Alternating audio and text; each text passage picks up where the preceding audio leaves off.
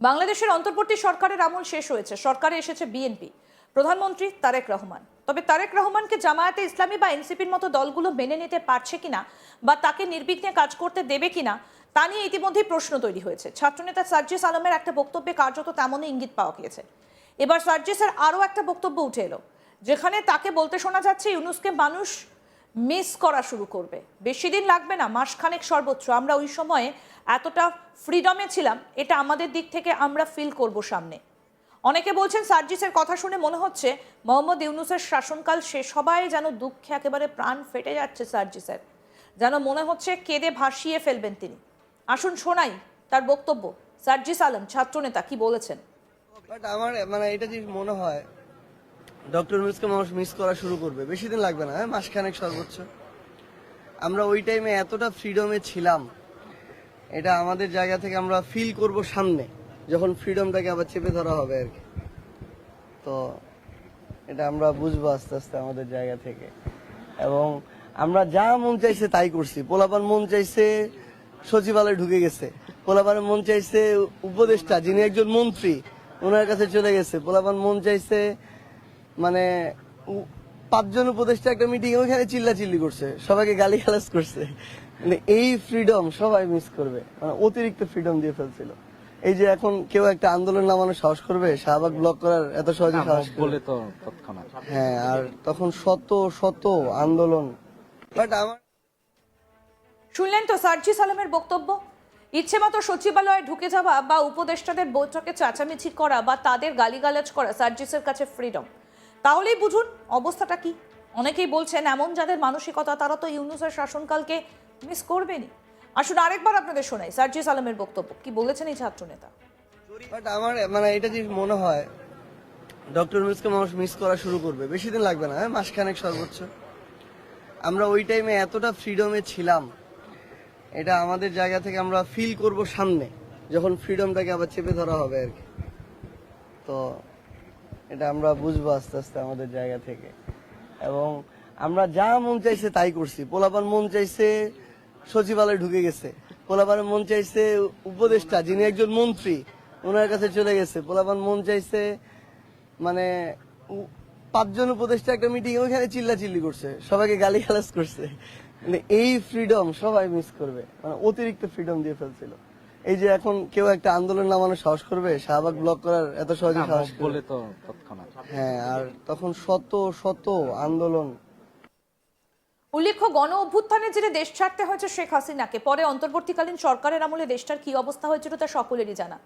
সম্প্রতি নির্বাচন হয়েছে বাংলাদেশে, নির্বাচনে ভয় পেয়েছে বিএনপি। প্রচুর চেষ্টা করেও বাংলাদেশের ক্ষমতা দখল করতে পারেনি জামায়াতে ইসলামী বা এনসিপির মতো দলগুলো। বিশেষজ্ঞদের অনেকেই মনে করছেন ক্ষমতায় না আসতে পেরে হয়তো নির্বাচিত সরকারকে বারে বারে চাপে ফেলার চেষ্টা করবে তারা। আর সেই অনুমান যে খুব একটা ভুল নয়, কার্যত স্পষ্ট হয়ে যাচ্ছে ছাত্রনেতা সার্জিস আলমের এই বক্তব্য থেকে। নতুন সরকারকে কার্যত হুঁশিয়ারি দিচ্ছেন, এমনকি পরোক্ষে তারেক রহমান তথা বিএনপিকে কার্যত ফের একবার গণ অভ্যুত্থানের হুঁশিয়ারি তিনি দিচ্ছেন বলেই মনে করছেন অনেকে। ভাবছেন তো কি বলেছেন, আসুন শোনাই কি হুমকি দিয়েছেন ছাত্রনেতা সার্জিস আলম। শুনুন। আপনাদের যে অ্যাকশন, সেই অ্যাকশন গুলো নিন।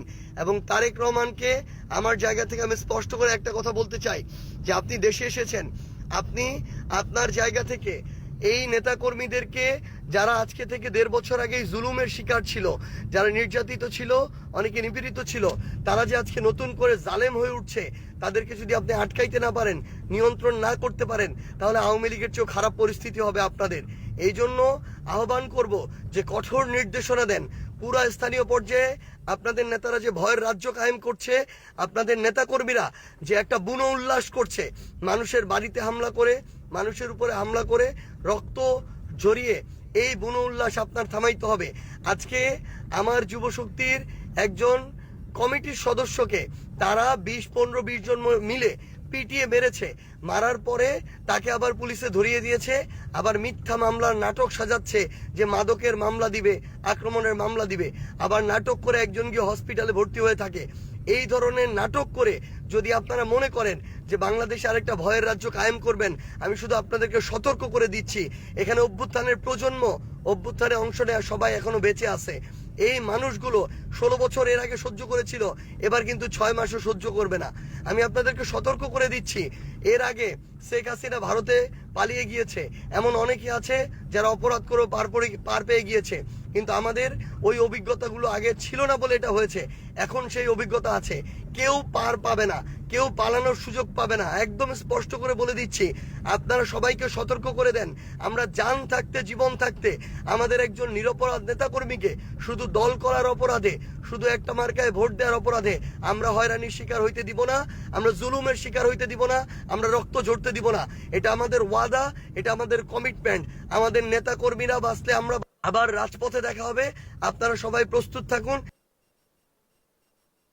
বাংলাদেশে অন্তর্বর্তী সরকারের আমল শেষ হয়েছে, সরকারে এসেছে বিএনপি, প্রধানমন্ত্রী হয়েছেন তারেক রহমান। তবে তারেক রহমানকে জামায়াতে ইসলামী বা এনসিপির মতো দলগুলো মেনে নিতে পারছে কিনা বা তাকে নির্বিঘ্নে কাজ করতে দেবে কিনা তা নিয়ে ইতিমধ্যেই প্রশ্ন তৈরি হয়েছে। ছাত্রনেতা সার্জিস আলমের একটা বক্তব্য কার্যত তেমনই ইঙ্গিত পাওয়া গিয়েছে। এবার সার্জিসের আরও একটা বক্তব্য উঠে এলো, যেখানে তাকে বলতে শোনা যাচ্ছে ইউনূসকে মানুষ মিস করা শুরু করবে, বেশি দিন লাগবে না, মাসখানেক সর্বোচ্চ। আমরা ওই সময় এতটা ফ্রিডমে ছিলাম, এটা আমাদের দিক থেকে আমরা ফিল করব সামনে। অনেকে বলছেন সার্জিসের কথা শুনে মনে হচ্ছে মোহাম্মদ ইউনূসের শাসনকাল শেষ হওয়ায় যেন দুঃখে প্রাণ ফেটে যাচ্ছে সার্জিসের, যেন মনে হচ্ছে কেঁদে ভাসিয়ে ফেলবেন তিনি। আসুন আপনাদের শোনাই কি বললেন সার্জিস, কেন তিনি বারবার করে মিস করছেন সেই সময়টা।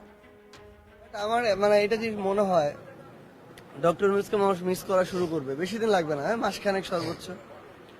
আমরা ওই টাইমে এতটা ফ্রিডমে ছিলাম, এটা আমাদের জায়গা থেকে আমরা ফিল করব সামনে, যখন ফ্রিডমটাকে আবার চেপে ধরা হবে আর কি।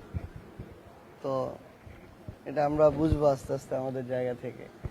এবং আমরা যা মন চাইছে তাই করছি। পোলাপান মন চাইছে সচিবালয়ে ঢুকে গেছে, পোলাপানের মন চাইছে উপদেষ্টা যিনি একজন মন্ত্রী ওনার কাছে চলে গেছে, পোলাপান মন চাইছে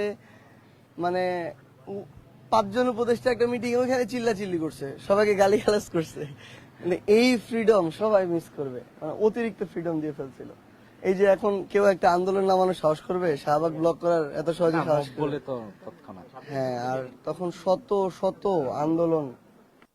শুনলেন তো সার্জিস আলমের বক্তব্য, ইচ্ছে মতো সচিবালয়ে ঢুকে যাওয়া, উপদেষ্টার বৈঠকে চেঁচামেচি করা বা তাদের গালাগালিজ করা সার্জিসের কাছে ফ্রিডম।